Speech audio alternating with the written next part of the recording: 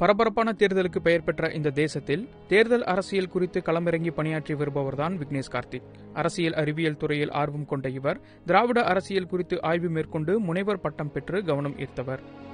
ஆந்திர மாநிலம் விஜயவாடாவில் தனது இளமையை கழித்த விக்னேஷ் சென்னையில் தனது கல்லூரி படிப்பை முடித்தார். அரசியலில் அவருக்கு இருந்த ஆர்வம் தேர்தல் அரசியல் பக்கம் அவரது கவனத்தை குவித்தது.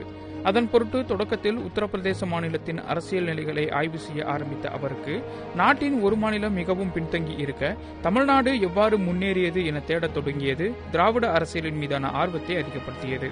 மாநில கட்சிகளின் வளர்ச்சி மற்றும் சமூக நீதியின் விளைவுகள் குறித்து ஆய்வு மேற்கொண்டு கவனம் ஈர்த்த விக்னேஷ் கார்த்திக் தமிழ்நாட்டின் திருப்பூர், திண்டுக்கல் பகுதிகளில் நேரடியாக தேர்தல் கள ஆய்வை மேற்கொண்டவர்.